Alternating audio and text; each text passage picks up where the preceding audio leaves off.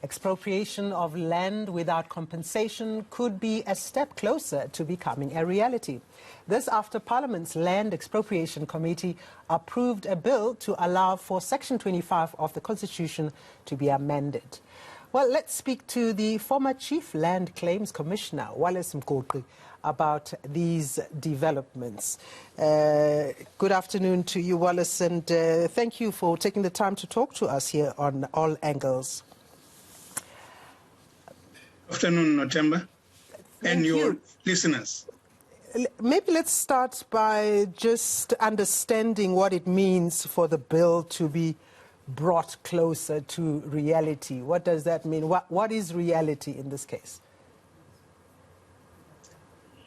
Well, reality is meaning the consummation, actually, of the amendment of the Constitution by Parliament through a two-thirds majority vote, and make it constitutional and also lawful for the state to expropriate land with nil compensation in in defined cases.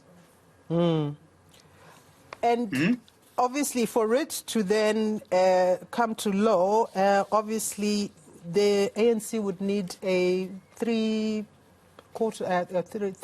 majority, and we know that yes. the DA has opposed this. The EFF has not participated. What do you think is going to happen? Well, it's difficult, Nothemba, to to look in the crystal ball and say with accuracy and certainty what is going to happen. But ideally, it's pointing in the right direction for the state to take the lead in creating an environment that is conducive to promoting justice, especially in the land reform arena. And it would be a pity if the other parties were not to support that, because in the past, let's face it, government has always played this role. I mean, even before apartheid, in 1910, for example, only 2 years after the Union of South Africa was formed, as early as 1912, the Parliament of the Union of South Africa passed, for example, two pieces of legislation. One, the Land Bank Act, which principally was aimed at helping white farmers to farm through grants, through subsidies and soft loans. And in that same year, another act of parliament was, which is not well known. In fact, you look at the archives, you will see the Olifants River Canal Act, which was passed in order to enable Parliament to pass an appropriation bill to enable the government to build no less than 100-kilometer water canal, from a town here in the Western Cape along the N7 called Van Reinsdorp. That act is also referred to as the Van Reinsdorp Act of 1912. So the state has always been playing a role in creating, but of course, the state then was using parliamentary supremacy or sovereignty for catering for the needs of a section of the population, whereas we're now in a constitutional democracy. The government would use laws and even the constitution, but to cater for the needs of all, and especially the most vulnerable. Can you just clarify the circumstances under which this nil compensation is going to apply? Because everybody will get excited and thinking they can just go and get land and there's no compensation. How will this apply? Well, in reality, I think the state is looking at basically land that has not been utilized and where they are absentee, landlords.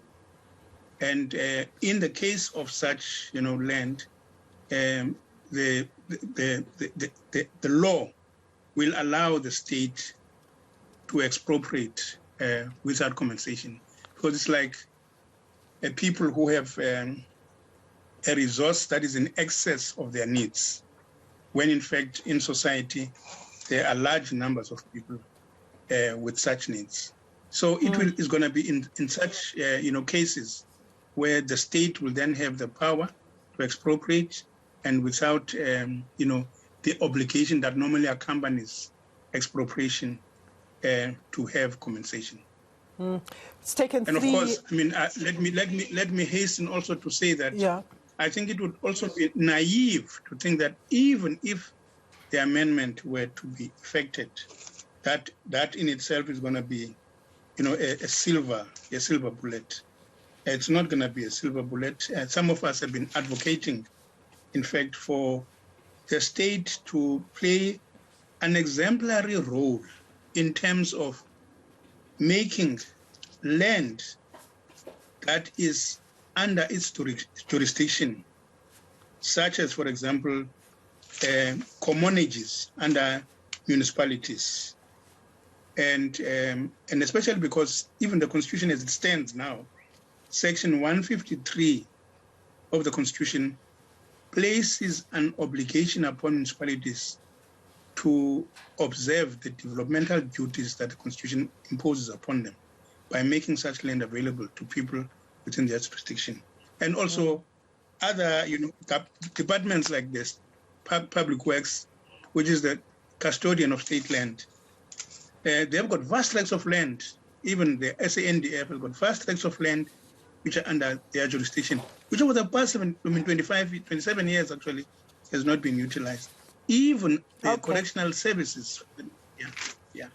Yeah, well, we've run out of time, unfortunately, but thank you for this moment, Wallace Mgoqi, who was the former Chief Land Claims Commissioner, and definitely we look forward to the National Assembly, who are to adopt this bill. And moving on to another